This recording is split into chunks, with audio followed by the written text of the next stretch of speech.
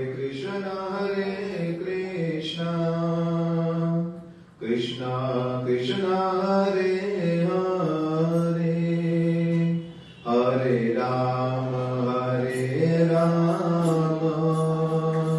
Rama Rama, Hare Hare.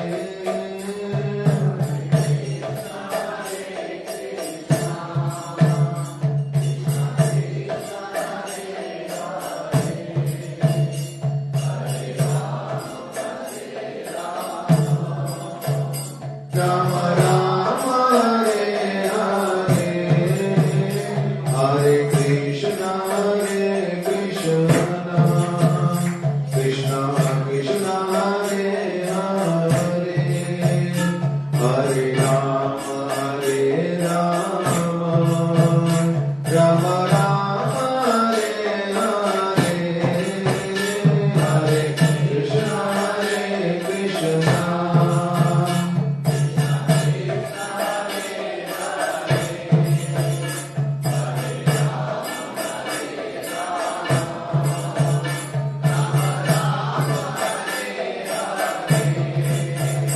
Hare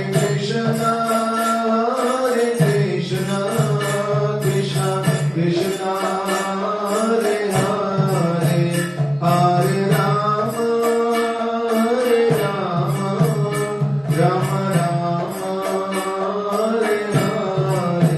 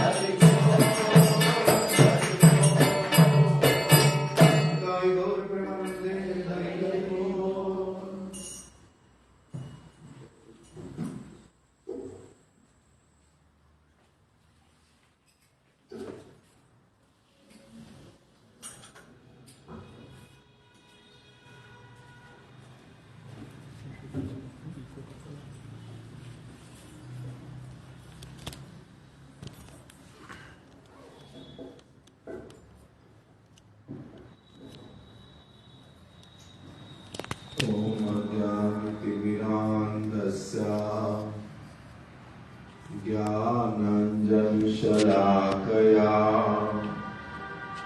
चक्षुरुन्मीलितं येन तस्मै श्रीगुरवे नमः। वन्देऽहं श्रीगुरो श्रीयुतपदकमलं श्रीगुरुन् वैष्णवांश्च श्रीरूपं साग्रजातं सहगण रघुनाथ अन्वितं तं सजीवं साद्वैतं सावधूतं परिजनसहितं कृष्णचैतन्यदेवं श्रीराधा कृष्णपादान् सहगण ललिता श्रीविशाखान्वितांश्च वाञ्छाकल्पतरुभ्यश्च कृपा सिन्धुभ्य एव च पतितानां पावनेभ्यो वैष्णवेभ्यो नमो नमः। नमो महावदन्याय कृष्ण प्रेम प्रदायते कृष्णाय कृष्ण चैतन्य नामिने गौरात्रिषे नमः। श्री कृष्ण चैतन्य प्रभु नित्यानंद श्री अद्वैत गदाधर श्रीवासादि गौर भक्त वृंद। हरे कृष्णा कृष्णा कृष्णा हरे हरे हरे राम राम राम हरे हरे।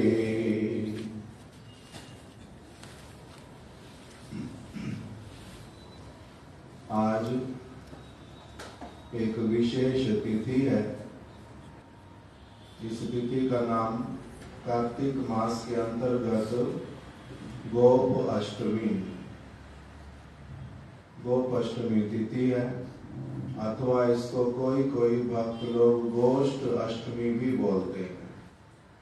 गोप अष्टमी अर्थात जिस दिन श्री कृष्ण ने क्या किया था, नंद बाबा ने तिथि का चयन करवाया, ब्राह्मणों को पुरोहितों को बुला करके अच्छा नक्षत्र देखो, अच्छा ग्रह देखो, शुभ क्षण देखो, सारा कुछ देख करके मैं क्या करूंगा, अपने लाला को आज से बछड़े चराने के लिए वन में भेजूंगा। आज के दिन उनको भेजना प्रारंभ किया था। इसी का श्रीमद् भागवत में बहुत संक्षेप में वर्णन किया और श्री आनंद वृंदावन चंपू ग्रंथ में उसका थोड़ा विशेष रूप से वर्णन किया। उसी को हम लोग सबसे पहले श्रवण करेंगे कि भागवत ने किस प्रकार से बतलाया। भागवत में तो केवल इस प्रकार से कि कृष्ण थोड़े अभी बड़े होते गए, माखन चोरी वाली लीलाएं बहुत सारी हुई, उसके बाद में फिर दाम बंधन लीला भी हो गई और यमल अर्जुन का उद्धार भी हो गया। उसके बाद में श्री कृष्ण जो हैं उनका बंधन खोल दिया गया और अभी अलग अलग लीलाएं जो है वो करने लगे ब्रज में। और अब एक समय ऐसा भी आया जिसमें उन्होंने क्या किया, गैयाओं बछड़ों को चराना प्रारंभ किया। उसके विषय में कहा कि श्री कृष्ण जो हैं वो कभी तो वंशी बजाते और कभी सींगे को बजाते।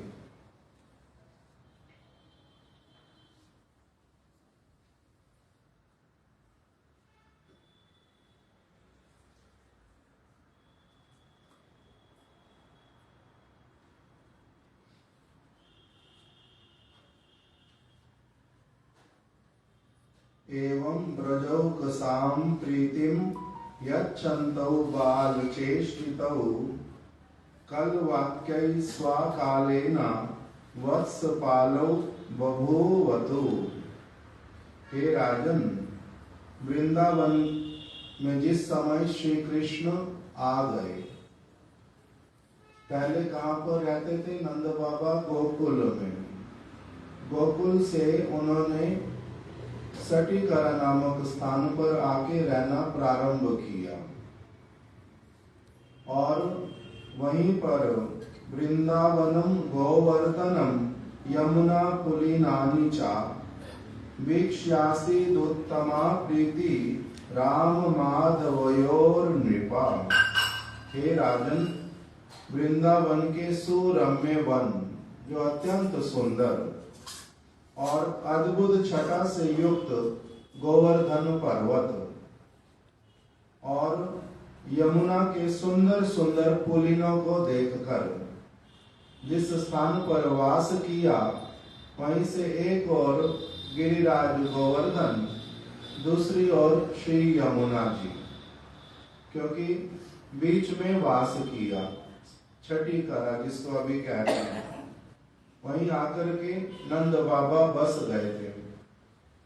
तो वहीं पर ही वृंदावन के सुरम्य वन, अद्भुत छटा से युक्त गोवर्धन और यमुना के सुंदर सुंदर पुलिनों को देखकर कृष्ण एवं बलराम के मन में अति प्रीति का उदय हुआ। बड़ी प्रसन्नता हुई उनको। वृंदावन धाम बड़ा ही सुहावना एवं सब समय के लिए सुख प्रदान करने वाला। वहां पर सभी ऋतुओं में आनंद ही आनंद है। वहां पर प्रवेश करके उस स्थान पर छकड़ों को जो है, छकड़े मतलब बैलगाड़ियां, छकड़ों को अर्धचंद्राकार, अर्धचंद्र का जो आकार होता है, अर्धचंद्र के आकार में मंडल बना दिया। उसी के भीतर में सभी लोग स्थित हो गए और ब्रजवासियों के रहने योग्य सुंदर निवास वो बन गया। इस तरह से जब वहां पर रहने लगे, तब बलराम एवं कृष्ण दोनों अपनी बालकोचित क्रीड़ाएं करते एवं मधुर तोतली बोली से ब्रजवासियों को आनंदित करते रहते। तोतली भाषा को क्या कहते? कल वाक्य, कल वाक्यों से सभी को प्रसन्न करते। एवं ब्रजौकसां प्रीतिम यच्छन्तौ बाल चेष्टितै।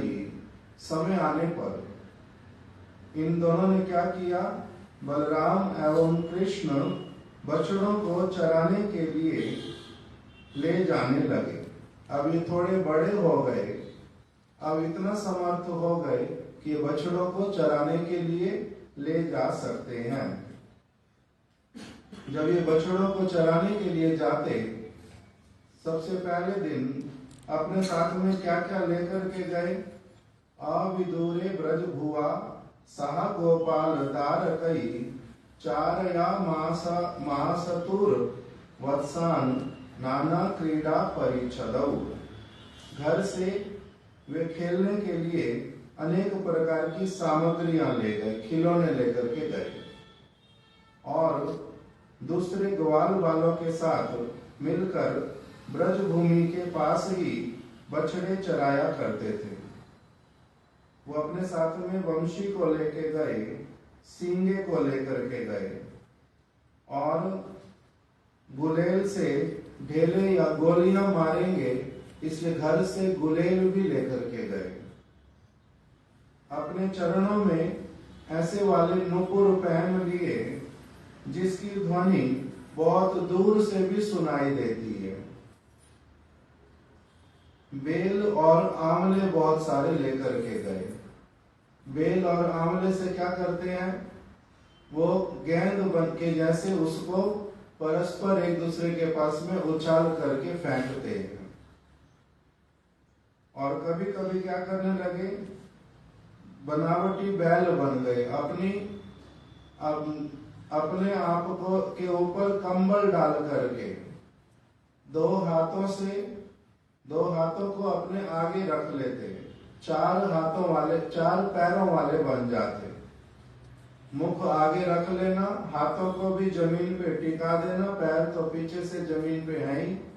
चार पैर वाले बन करके ऊपर से कंबल लेकर के इस तरह से लीला करते। इस प्रकार का ही वर्णन किया। कभी तो क्या करते, कोयल का नकल करते, कोयल के जैसे शब्द निकालते, कभी मोर के जैसे नृत्य करते, कभी बंदर किस तरह से रोता है वैसे वाला भी ध्वनि निकालते। इस प्रकार सर्वशक्तिमान भगवान साधारण बालकों के समान खेल खेलते खेलते बछड़ों को चराने के लिए जाते। इस प्रकार का थोड़ा सा वहां पर वर्णन किया कि तब से इनका नाम क्या पड़ गया, वत्स पालक, बछड़ों को का पालन करने वाले। इस प्रकार से इनका नाम पड़ गया। प्रातः काल कलेवा कर लेते और फिर बछड़ों को चराते हुए एक वन से दूसरे वन में घूमते। भागवत में तो इसी प्रकार से प्रारंभ बतलाया, किंतु आनंद वृंदावन चंपू जो ग्रंथ, उसमें थोड़ा सा इसका अलग प्रकार से भी वर्णन कर दिया।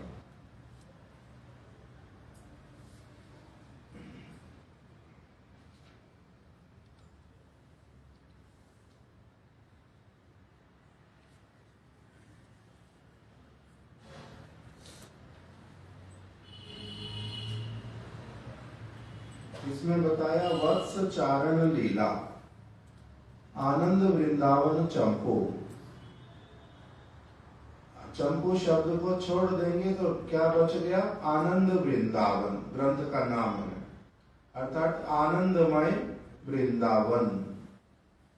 उस ग्रंथ में लिखा कृष्ण लीला को बड़े सुंदर रूप में वहां पर बता रहे हैं कि जिस समय नंद बाबा अपने सारे ग्वालों के साथ में पूरे गोकुल वासियों के साथ में आके जब छठी करा में बस गए, तो वहां पर क्या किया, यद्यपि नंद बाबा के यहाँ गोपालन वत्स पालन आदि कार्य में परम प्रवीण बहुत से दासों के पुत्र थे।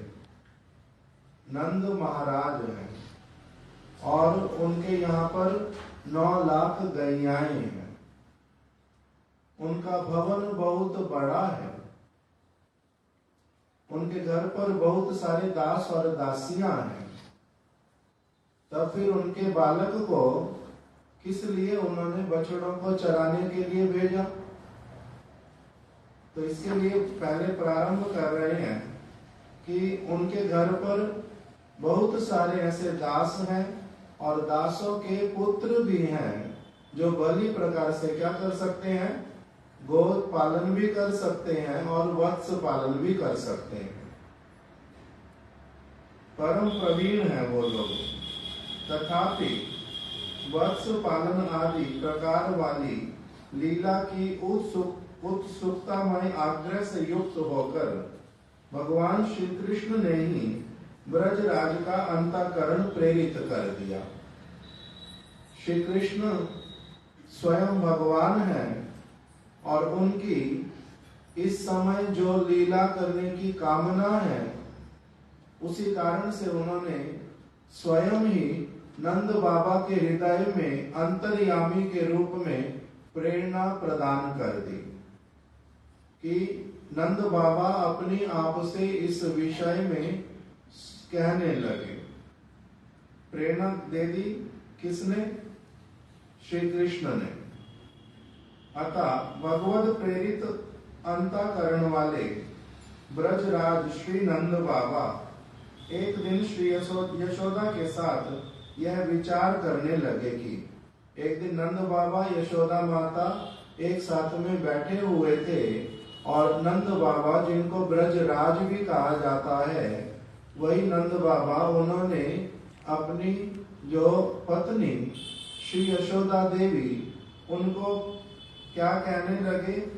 हमारा जो ये लाला है ये परम सुकुमार है, अर्थात अभी बहुत कोमल अंगों वाला है, अभी तो छोटा है, एवं परम दुरंत लीला करने वाला है, किंतु ऐसी ऐसी चीजें करने वाला है जो बड़े बड़े बालक भी नहीं कर सकते।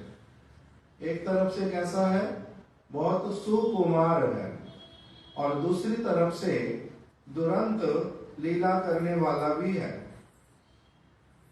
अब यह वत्स पालन रूप कर्म में नियुक्त करने योग्य है।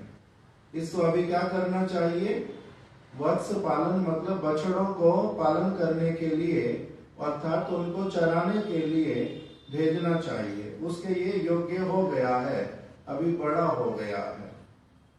ब्रजराज के इस वचन को सुनकर वात्सल्य रस के पार को अर्थात उसकी उत्कृष्ट मर्यादा को देखने वाली एवं ब्रज रूप नगर की अधीश्वरी इस काम को सरस ना समझकर अर्थात कठोर समझकर एवं वत्स पालन रूप इस काम को टालने की इच्छा से युक्त होकर अतः ब्रजराज के वचन को ना सहकर कहने लगी।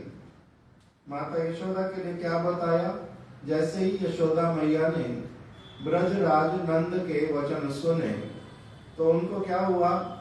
उनका वात्सल्य हृदय में बहुत अपने बालक के प्रति स्नेह है।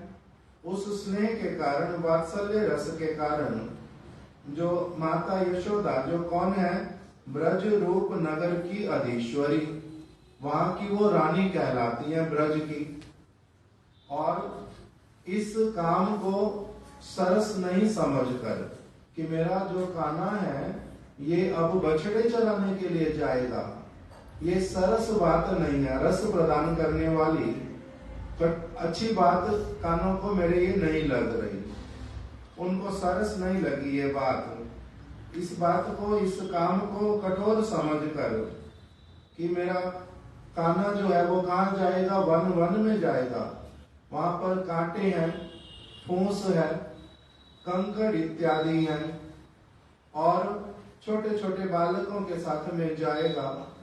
घर पर रहने पर ही कितने प्रकार के अनिष्ट होते रहते इसके साथ में, ये फिर वन में जाएगा, वहां ना जाने और क्या चीज आके उपस्थित हो जाएगी।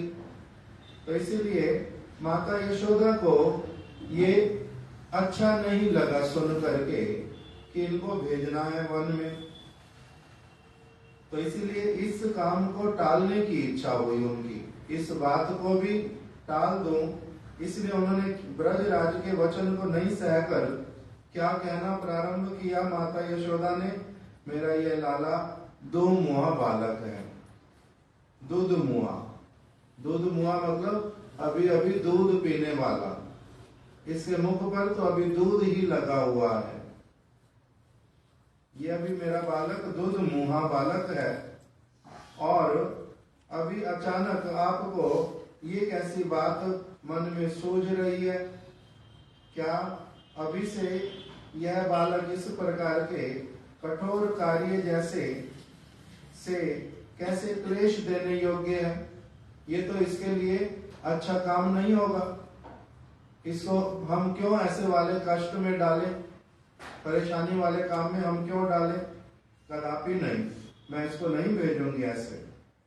यशोदा माता ने जब इस प्रकार कहा तब क्रीड़ा करने से इधर उधर बिखरी हुई अलकावली वाले श्री कृष्ण निकट में ही खेल कूद रहे थे और खेलने कूदने के कारण, क्रीड़ा करने के कारण उनकी अलकावली मतलब उनके जो केश घुंघराले, जो लटें आगे लटकती रहती थी, वो इधर उधर बिखरी हुई थी। बिखरी हुई अलकावली वाले परम सुंदर लीलामय बाल श्री कृष्ण ने एकदम से कहा, अरे मैया देख, आज कही तो कही, परंतु आज से पीछे ऐसी बात कभी नहीं कहना। आज तो आपने अपने मुख से बोल दिया कि नहीं नहीं, मैं इसको वन में नहीं भेजूंगी, बछड़े चराने के लिए नहीं भेजूंगी। आज तो कही सो कही, आज तो आप अपने मुख से ऐसे बोल बैठी हो, परंतु आज से पीछे ऐसी बात कभी नहीं कहना। आज के बाद ये बात नहीं कहना कि इसको नहीं भेजूंगी, मैं तो जरूर जाऊंगा, क्योंकि वत्स पालन रूप कर्म में मुझे अत्यंत संतोष मिलता है। बछड़ों के साथ रहने में, बछड़ों को कुछ खिलाने में मेरे को तो बड़ा संतोष मिलता है, आनंद मिलता है। अतः तुम्हारा यह वचन असह्य है।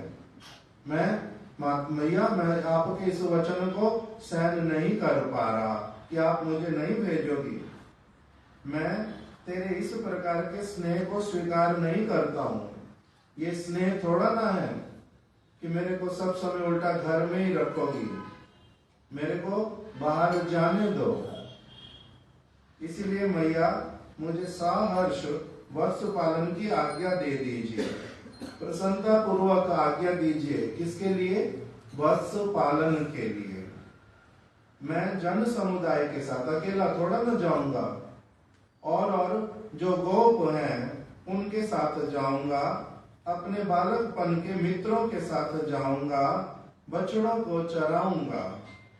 और मैया, तुम ही बताओ, इस पृथ्वी पर खेल खिलवाड़ से कौन से जन प्रसन्न नहीं होते?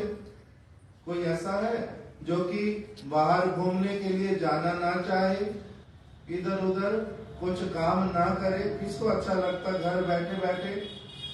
मुझे तो, अगर मेरे को आप बाहर भेजोगे तो सारे के सारे लोग उल्टा आपसे प्रसन्न हो जाएंगे, सबको अच्छा ही लगेगा। श्री कृष्ण ने बालकपन के आग्रह से जब माता के प्रति इस प्रकार कहा, श्री कृष्ण ने जब इस प्रकार कहा, तब माता भी उनकी बात को मान गई। यशोदा मैया भी उनकी बात को मान गई और उन्होंने फिर ब्रजराज को अर्थात नंद बाबा को कुछ नहीं कहा, और ब्रजराज नंद बाबा भी उल्टा आनंदित हो गए और उन्होंने उसी समय कहा कि आज मैं पुरोहित लोगों को बुला करके एक सुंदर सा दिन देखूंगा, उनसे पूछूंगा।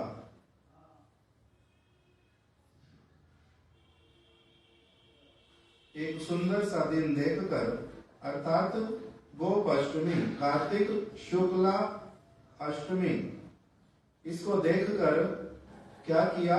भद्र सुभद्र बलभद्र के साथ, श्री कृष्ण के साथ ही साथ में आज के दिन से ही श्री कृष्ण के सखा कौन कौन? भद्र, सुभद्र और बलदेव जी भी, जिनको कहते हैं बलभद्र, ये सारे के सारे श्री कृष्ण के साथ खेलने वाले श्री कृष्ण के बाल मित्र, इनके साथ वत्स पालन के लिए श्री कृष्ण को भेजना प्रारंभ किया। पहले स्वयं ही गौशाला के आंगन में आ गए और कुछ थोड़े से बछड़ों को आगे कर दिया। श्री कृष्ण के हाथ में एक लाल रंग की छड़ी दे दी और अपने लाला कन्हैया के हाथ में धारण करवाई नंद बाबा ने वो लाल छड़ी, और अपने ही द्वारा बछड़ाओं के साथ चलाए गए अपने लाला के पीछे पीछे स्वयं भी चल दिए। इस प्रकार से महोत्सव हुआ।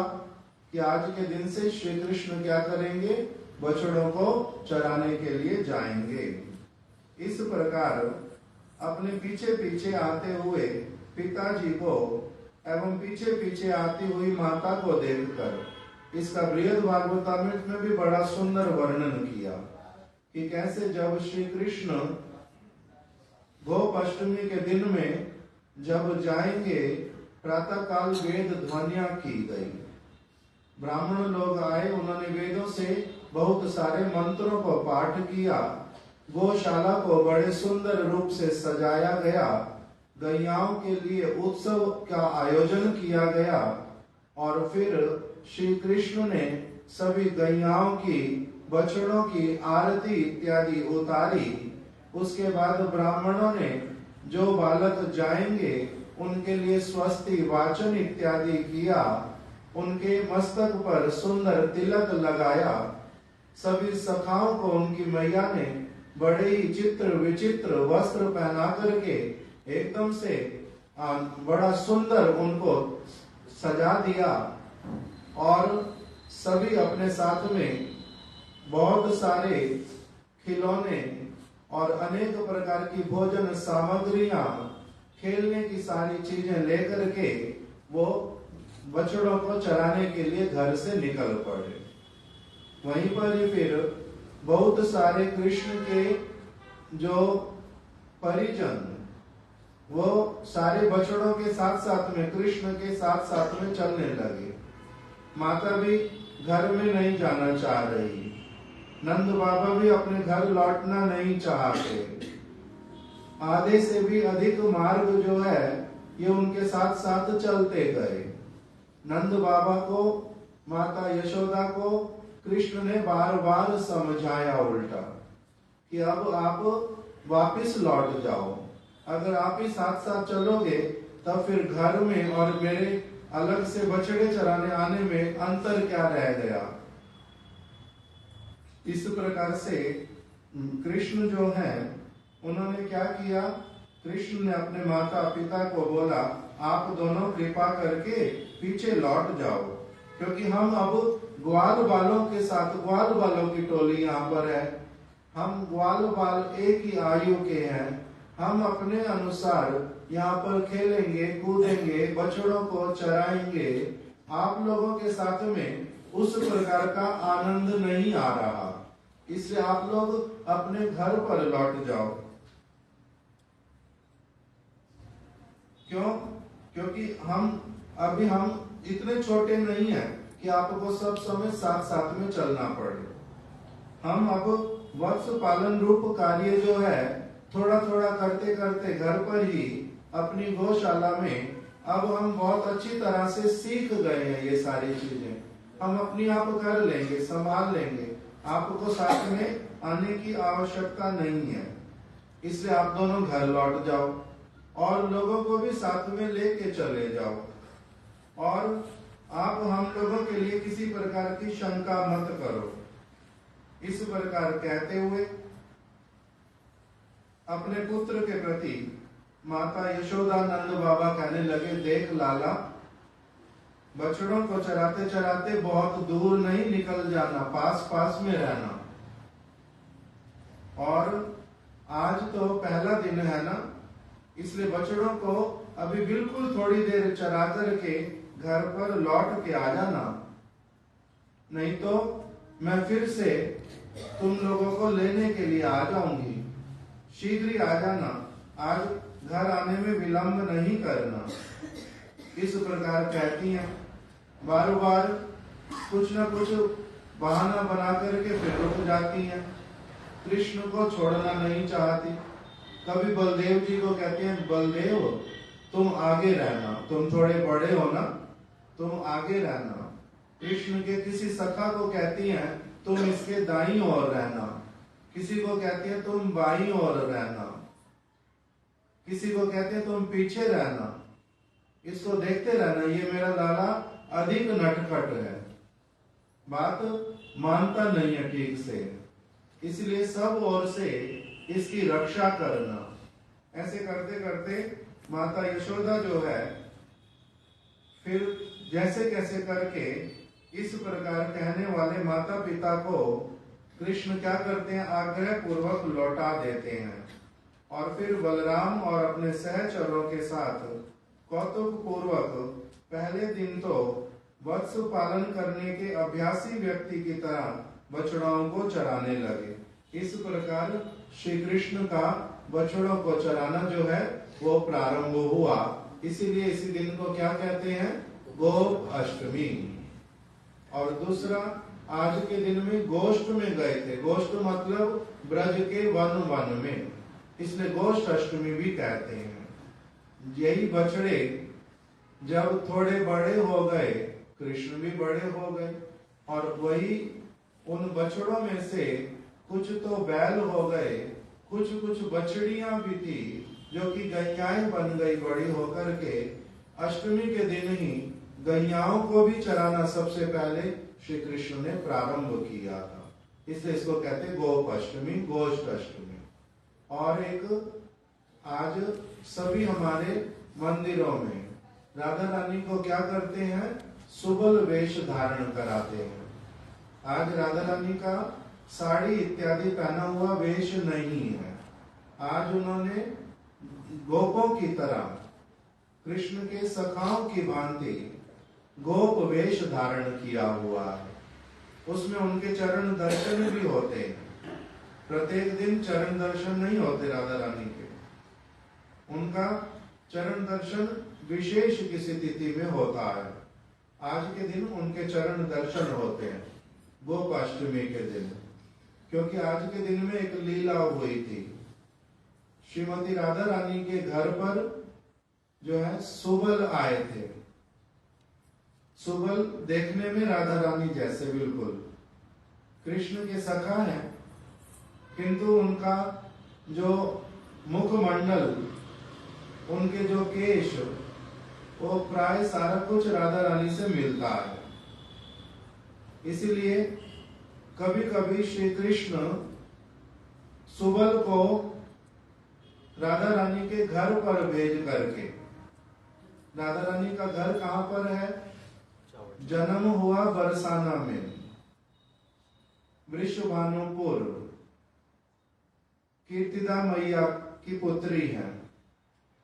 और जब थोड़ी बड़ी हो गई तो विवाह उनका करा दिया गया जावट गांव में। जावट गांव में विवाह हो गया।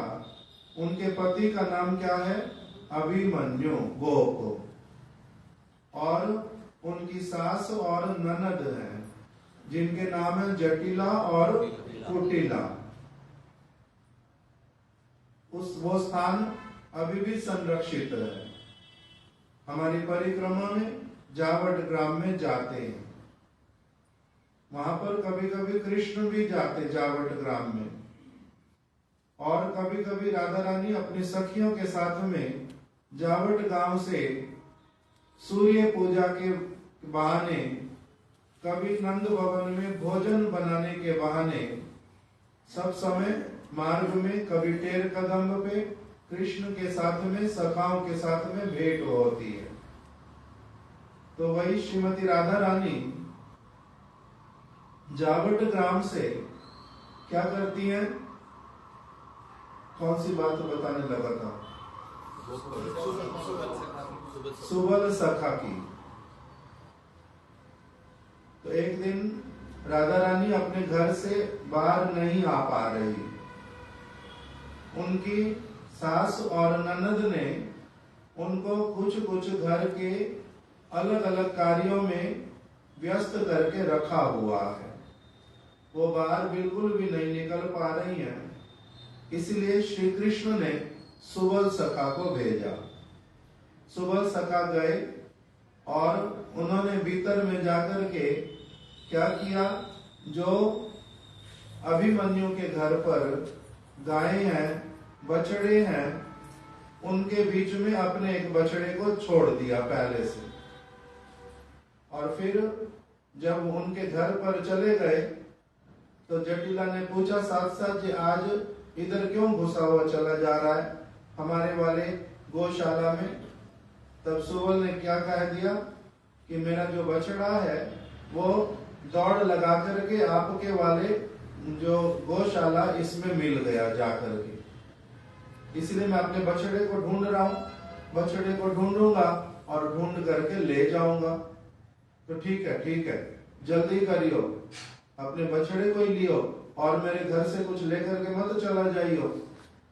इस प्रकार से कह करके उनको अंदर तो जाने दिया। उधर सुबल सखा ने क्या किया, राधा रानी के साथ में वेश परिवर्तन किया। वेश परिवर्तन करके सुबल सखा तो घर के भीतर में रह गए, राधा रानी वाला वेश धारण करके, और राधा रानी जो है सुबल सखा वाला वेश लेकर के और बछड़े को अपनी गोद में उठा करके एकदम से बाहर निकल गई। और जटिला कुटिला इत्यादि ने क्या देखा कि सुबल जो है वो अपने बछड़े को लेकर के चला गया है। इस प्रकार की भी जो लीला आज के दिन हुई थी, इसीलिए आज के दिन राधा रानी का सुबल वेश जो है वो धारण कराया जाता है। आज के दिन में 3 महापुरुषों का जो तिथि है वो हमारी पंजिका में लिखा हुआ है। कुछ दिन पहले भी हम लोगों ने श्री गदाधर दास गोस्वामी जी की जो आविर्भाव न तिरोभाव तिथि का पालन किया था। आज कौन सी मेरे को ठीक से नहीं पता, आज तिरोभाव तिथि तीनों की, श्रीनिवासाचार्य प्रभु की भी तिरोभाव तिथि। अच्छा, तो आज एक तो है श्री गदाधर गोस्वामी जी की तिरोभाव तिथि। ये श्रीमती राधा रानी की जो अंग कांति उसके अवतार हैं। राधा रानी के जो अवतार वो तो हुए गदाधर पंडित, और राधा रानी की जो अंग कांति उस उन्होंने भी अवतार जब लिया तो उनका नाम हुआ था चैतन्य महाप्रभु की लीला में श्री गदाधर दास पंडित। तो आज उनकी शुभ तिरोभाव तिथि है। दूसरा है तिरोभाव तिथि नित्यानंद प्रभु के एक परिकर जिनका नाम श्री धनंजय दास। ये नित्यानंद प्रभु के परिकर हैं। 12 गोपालों में इनका नाम आता है। आज उनकी भी शुभ तिरोभाव तिथि है। इनके विषय में हम लोगों को अधिक, मेरे को तो नहीं पता अधिक उनके विषय में, किंतु वैष्णवेर नाम लेवा आर किचु ना करी, वह इनका नाम ही हम लोग पंजिका में लिखा हुआ है, इसीलिए इनका नाम आज उच्चारण करके ही इनके चरणों में प्रणाम करते हैं। तीसरा आज तिथि है श्रीनिवासाचार्य प्रभु की। हम लोग जब भी किसी वैष्णव की तिरोभाव तिथि आती है तो एक कीर्तन गाते हैं सब समय, जो लिखा था श्री नरोत्तम दास ठाकुर जी ने। उसमें क्या लिखा उन्होंने, जया नीलो प्रेम धन करुणा प्रचुर, हेनो प्रभु कोथा गेला आचार्य ठाकुर। नरोत्तम दास ठाकुर जी कह रहे हैं, जे अनिलो प्रेम धन, जो अपने साथ में प्रेम धन को लेकर के आए थे। कौन सा प्रेम? कृष्ण प्रेम रूपी धन को जो लेकर के आए थे, जिनके पास में अथाह संपत्ति थी कृष्ण प्रेम की। कृष्ण प्रेम सबके हृदय में होता नहीं। कृष्ण प्रेम बहुत अमूल्य वस्तु है। इसलिए कृष्ण रसे भाविता मति, किसी का ऐसा मति, ऐसा चित्त जो सब समय कृष्ण में ही डूबा रहे, जिसको और किसी चीज की सुध बुध ना रहे, ऐसे चित्त वाला व्यक्ति मिलना बड़ा कठिन होता है। तो इनके लिए श्रीनिवासाचार्य प्रभु जिनकी आज तिरोभाव तिथि है, उनके लिए नरोत्तम दास ठाकुर जो कि उनके साथ में बहुत समय तक रहते थे, उन्होंने लिखा, जया नीलो प्रेम धन करुणा प्रचुर, जिनके हृदय में अत्यधिक करुणा थी, प्रचुर करुणा, और जो कृष्ण रूप प्रेम रूपी संपत्ति में बहुत धनी थे, जिन्होंने मुझे वो प्रेम का जो है बार बार आस्वादन करवाया था। कृष्ण प्रेम मेरे हृदय में उन्होंने देने के लिए बहुत चेष्टा की थी। जया नीला प्रेम धन करुणा प्रचुर, बहुत करुणा करने वाले थे। हेनो प्रभु कोथा गेला, ऐसे वाले प्रभु कहाँ चले गए? क्योंकि उन्होंने क्या किया? आज के दिन में अपने शरीर को छोड़ दिया, देह रक्षा कर दी, उनको ब्रज रज की प्राप्ति हो गई, इस जगत से अप्रकट हो गए। जब उनको इस प्रकार से अप्रकट लीला करते हुए देखा, तब नरोत्तम दास ठाकुर के मुख से ये वाले वचन निकले, जे अनिला प्रेम धन करुणा प्रचुर, हेनो प्रभु कोथा गेला आचार्य ठाकुर। ऐसे मेरे जो प्रभु कौन? आचार्य ठाकुर अर्थात श्रीनिवासाचार्य ठाकुर। श्रीनिवासाचार्य जो है वो कहाँ चले गए? हेनो प्रभु कोथा गेला, मुझे तो इसका संधान भी नहीं मिलेगा कि वो कहाँ चले गए। अब उनसे मैं कभी नहीं मिल पाऊंगा, अब कभी भी उनकी बात नहीं सुन पाऊंगा। वो ऐसे किसी राज्य में चले गए जहां पर जाने का मेरा योग्यता नहीं है। हेनो प्रभु कोथा गेला, हे प्रभु आप मुझे छोड़ करके कहाँ चले गए? इस प्रकार से उन्होंने कहते कहते विलाप किया था नरोत्तम दास ठाकुर ने। जैसे भगवान के लिए प्रेम होना बड़ा कठिन है, उसी प्रकार से शुद्ध रूप में, वास्तविक रूप में किसी परम भक्त के चरणों में अनुराग भी बड़ा कठिन है। थोड़ी देर के लिए, 2-4 मिनट के लिए कोई बात मन में आ जाना उनकी, वो अलग बात हो, किंतु इस प्रकार से किसी के साथ बहुत घनिष्ठ संबंध हो जाना वो अलग बात हो।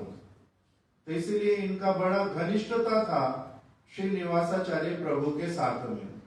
इसलिए उन्होंने विलाप करते करते कहा, जया नीलो प्रेम धन करुणा प्रचुर, हेनो प्रभु कोथा गेला आचार्य ठाकुर। कहा मोरा स्वरूप रूप, कहा सनातन, कहा दास रघुनाथ पतित पावन। कहा मोरा भट्ट युग, कहा कविराज, एका काले कोथा गेला गौर नट राज। मेरे को यही श्रीनिवासाचार्य प्रभु के माध्यम से महाप्रभु के सारे परिकरों का संग प्राप्त होता था।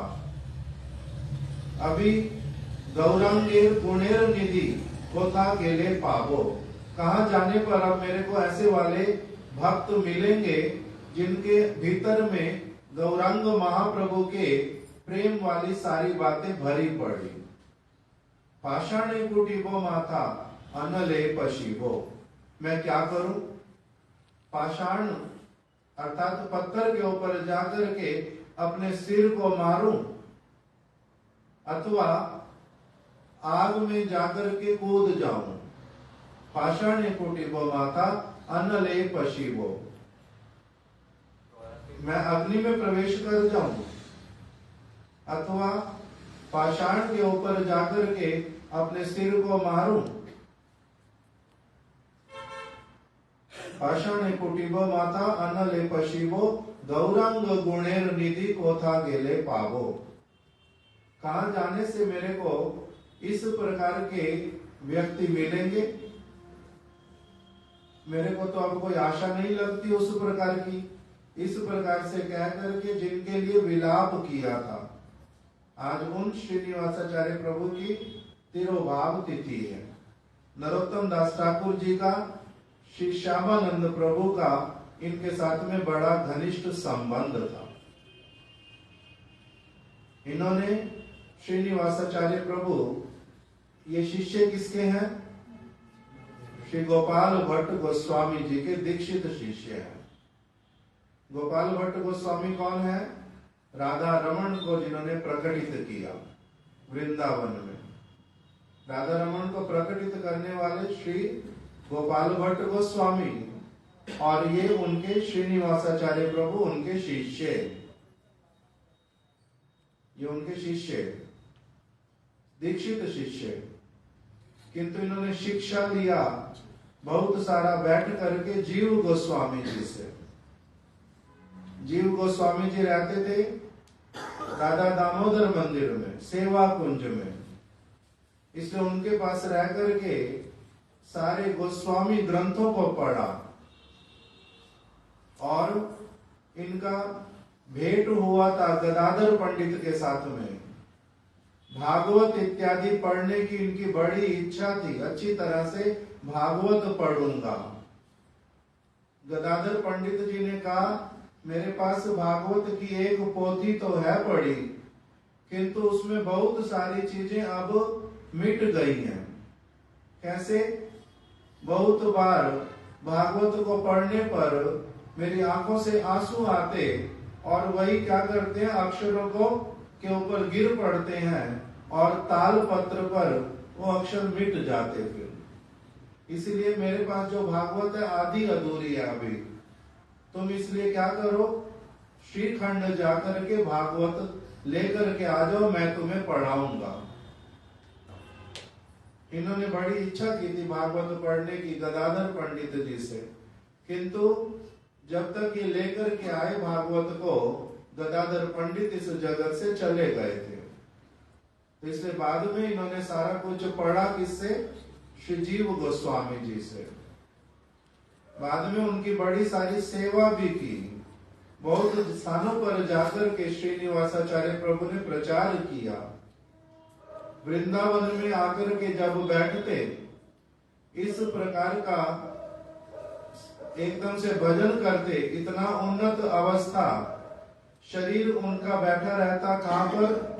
एक स्थान पर वृंदावन में, और ये अपने शरीर में से अपनी आत्मा को, आत्मा सिद्ध स्वरूप के साथ में ये पहुंच जाते ब्रज में, नित्य ब्रज में। वहां पर राधा कृष्ण की सेवा करने लगते। कभी कभी 5 दिन, 7 दिन, 10 दिन भी इस देह में लौट करके नहीं आते। देह यहीं की यहीं रखी रहती और ये अपना दूसरे सेवा कार्यों में लग जाते। इस प्रकार का इनका बहुत उन्नत चरित्र। आज इनकी शुभ तिरोभाव तिथि, आज के दिन में नित्य लीला में इन्होंने प्रवेश किया था। इनका समाधि मंदिर कहां पर है? धीर समीर में, वृंदावन में, यमुना जी का किनारा एकदम से। एक और राधा गोपीनाथ जी, दूसरी तरफ गोपेश्वर महादेव और वंशी वट, और बीच में स्थान आता है धीर समीर। वहीं धीर समीर में इनका समाधि मंदिर। उनके श्री चरण कमलों में हम लोग नतमस्तक होकर के क्या करते हैं? प्रणाम करते हैं उनकी आज शुभ तिरोभाव तिथि के उपलक्ष्य में। आज यहीं तक कथा को रख देते, इससे आगे जो है हम लोग कल अब श्रवण करेंगे।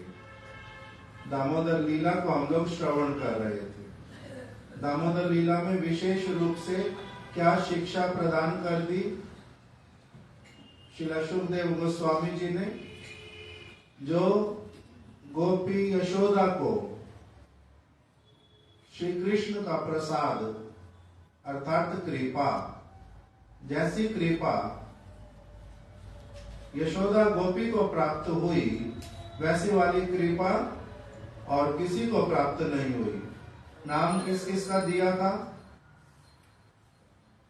जैसी कृपा माता यशोदा के प्रति की, वैसी कृपा किस किस के प्रति नहीं की? ब्रह्मा जी के प्रति नहीं की, शिव जी के प्रति नहीं की, और लक्ष्मी के प्रति भी नहीं हुई। ऐसे ब्रह्मा जी जो क्या है? सृष्टि करता है। ऐसे शिव जी जो वैष्णव में सबसे श्रेष्ठ माने जाते हैं, और ऐसी लक्ष्मी जो सब समय कृष्ण के, नारायण के वक्ष स्थल पर रहती हैं, उनको भी, उनके भी प्रेम में कभी नहीं बंधे। अर्थात उनके प्रेम में इतना अधिक सामर्थ्य नहीं है कि कृष्ण को वशीभूत कर सके। दूसरा क्या बताया था इस लीला के माध्यम से कि तपस्या के द्वारा और किसी वस्तु के द्वारा श्री कृष्ण को वशीभूत नहीं किया जा सकता। कृष्ण को केवल प्रेम से ही बांधा जा सकता है। इस लीला के द्वारा कृष्ण ने यह भी दिखाया कि मैं भक्ति के द्वारा बांधा जाता हूँ और किसी वस्तु के द्वारा मुझे नहीं बांधा जा सकता। इस प्रकार का भी दिखाया था। यमल अर्जुन वृक्ष का उन्होंने उद्धार कर दिया। ये भी दिखा दिया बंधे हुए होने पर भी, उनका छोटा सा स्वरूप होने पर भी उनमें जो बल है उसकी कमी कभी नहीं होती। छोटे से बालक होके थोड़ा सा उन्होंने केवल क्या किया, उखल को खींचने का बहाना करके दोनों वृक्षों को जड़ से उखाड़ दिया। इसीलिए नल कुबर ने प्रार्थना करते हुए कहा, जब वृक्ष गिर गए उनमें से देवता प्रकट हो गए और उन देवताओं ने कृष्ण के चरणों में प्रणाम किया और प्रणाम करते हुए क्या कहा कि किसी भी व्यक्ति का कैसा व्यक्तित्व है वो किसके द्वारा प्रकटित होता है, उसके द्वारा किए गए कार्यों से। जो महापुरुष गण है, ऋषि गण है, वो कैसे पहचानते हैं कि आप भगवान हैं। आप तो साधारण बालक जैसे जन्म लिया माता के गर्भ से और नाड़ी छेदन करवा लिया अपना, और फिर सारी चीजें ऐसी करते हैं जैसे बिल्कुल एकदम से साधारण बालक जैसे है। तब फिर आप वो साधारण बालक नहीं है, भगवान है। इसको ये चीज पहचान में, पकड़ में कैसे आती है? आपकी कुछ कुछ क्रियाओं को, पराक्रम को देख करके। तो आपके पराक्रम को देखा। इसी स्थान पर भी आपका ऐश्वर्य, यद्यपि आप साधारण साधारण कार्य करते हैं, उसी के बीच में आप क्या कर देते हैं, बीच में ऐसे वाले भी बहुत सारे काम कर देते हैं जो साधारण बालक नहीं कर सकता। क्यों? क्योंकि हम लोग कोई छोटे वृक्ष नहीं थे, छोटे पौधे नहीं थे जो कि उखल के साथ में ऐसे खींचे हुए चले जाएंगे। हम लोग बहुत प्राचीन समय से यहाँ पर खड़े हुए, हमारा आकार बहुत बड़ा है। हमारे को हाथी के द्वारा खींचे जाने पर भी कोई हिला डुला नहीं सकता था, और आपने केवल क्या किया, थोड़ा सा अपने उखल को खींचने के बहाने से ही हमारे को उद्धार कर दिया, पूरी तरह से गिरा दिया। आपके इन्हीं पराक्रमों से ही पता चलता है कि आप साधारण बालक जैसे दिखने पर भी आप हैं कौन, भगवान। तो इसलिए भगवान को पहचानते कैसे हैं वेद व्यास जी, और जो भक्त लोग वो उनके पराक्रम से पहचानते हैं किसी श्रेष्ठ व्यक्ति को कि ये प्राचीन समय में, पूर्व अपने जन्मों में ये बड़े सारे अच्छे कार्य करके आए हैं। ये बच्चा सब समय मेरे पास भी आके कुछ ना कुछ बोलता है। क्या बोलता है बीच में? लड्डू चाहिए?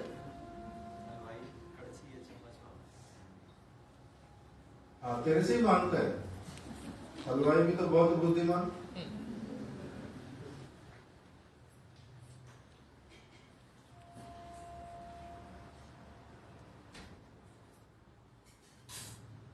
क्या बोल रहा था, भूल गया।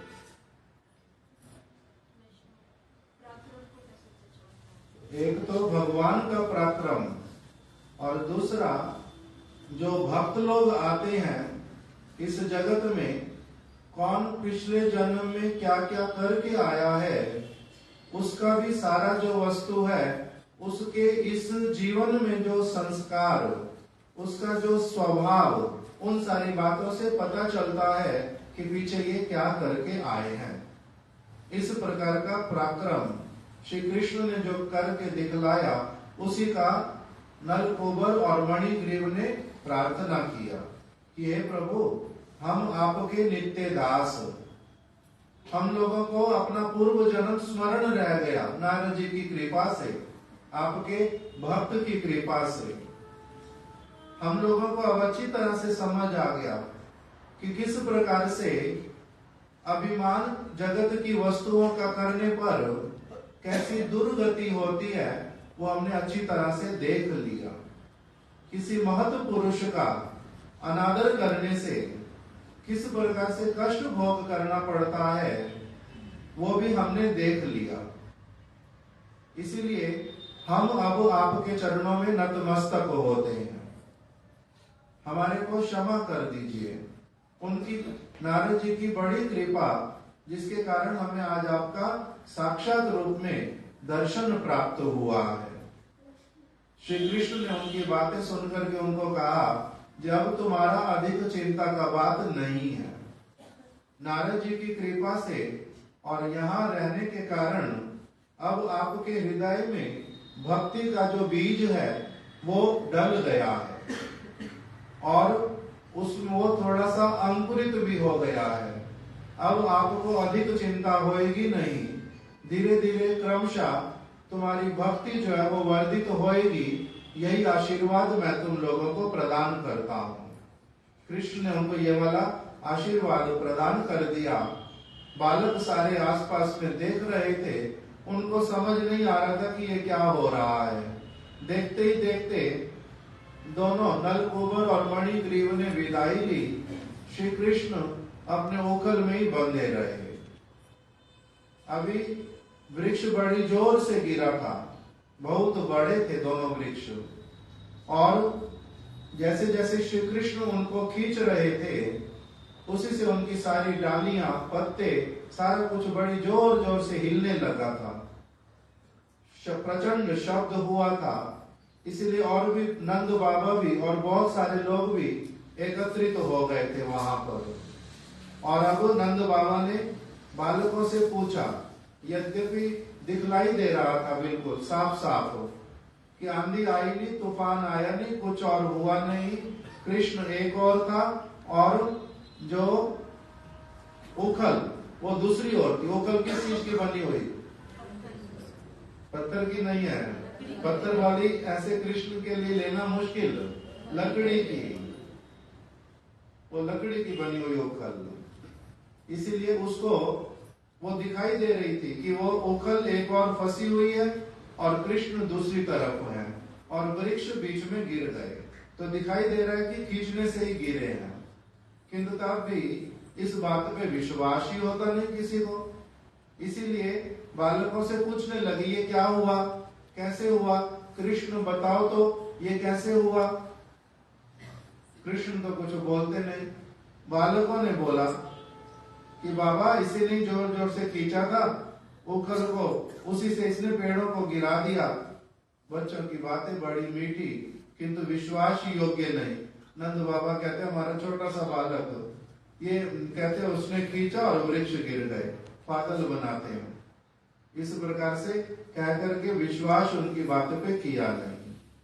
किसी किसी ने क्या कहा कि बाबा स्मरण है गर्गाचार्य जी ने आपको कहा था ना, जब इसका नामकरण किया था और इसका जन्म पत्री जब देखा था सारा, तब गर्गाचार्य जी ने आपको कहा था ना इसमें नारायण का अधिष्ठान है, इसलिए इसको ध्यान से रखना। तो लगता तो यही है कि इसके बीच में नारायण है और जब जो इच्छा वो इससे काम करवा देते हैं। तो इस प्रकार से किसी किसी के मन में संदेह रह गया कि इसी ने किया है, और किसी किसी के मन में क्या बात रही कि पता नहीं हमारे यहाँ पर क्या क्या उत्पात होते रहते हैं, किंतु तो किसी ने विश्वास किया नहीं। कृष्ण को खोला किसने? नंद बाबा ने। सखाओं ने क्यों नहीं खोला? क्योंकि ब्रज में 5 प्रकार के रस हैं, शांत, दास्य, सख्य, वात्सल्य और मधुर। 5 प्रकार के रस कृष्ण आस्वादन करते हैं, आस्वादन करवाते हैं। इसलिए वात्सल्य रस के बंधन को कौन खोल सकता है? वात्सल्य रस वाला व्यक्ति ही खोल सकता है। इसलिए नंद बाबा ने ही कृष्ण के बंधन को खोल दिया था, उनको अपनी गोदी में ले लिया था। इस प्रकार का लीला उसको हम लोग अब कल भागवत के अनुसार थोड़ा सा आगे और श्रवण करेंगे। आज यही तक कथा को रख देते। वाञ्छाकल्पतरुभ्यश्च कृपा सिन्धुभ्य एव च पतितानां पावनेभ्यो वैष्णवेभ्यो नमो नमः।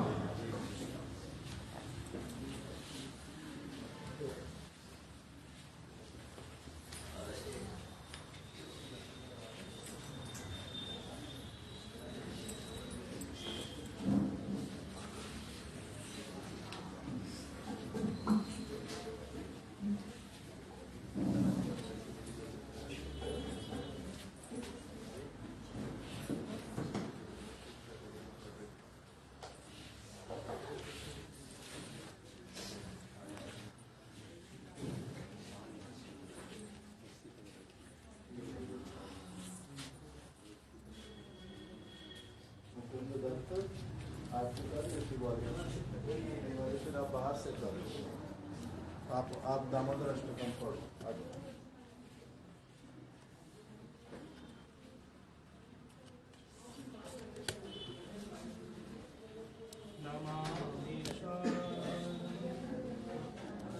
सच्चिदानंद रूपम लसत्कुंडला गोकुल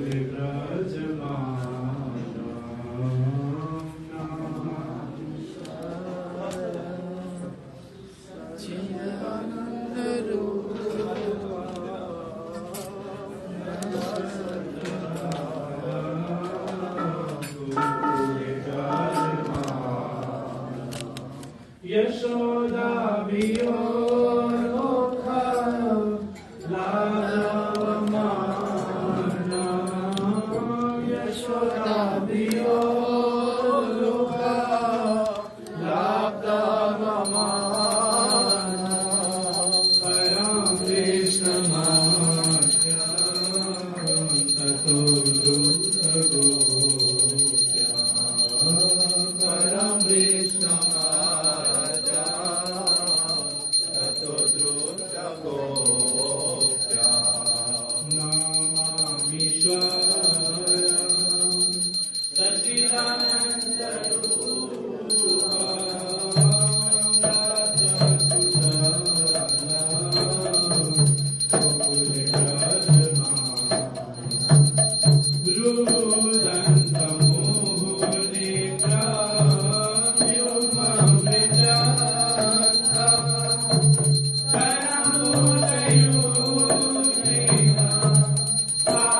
Thank you.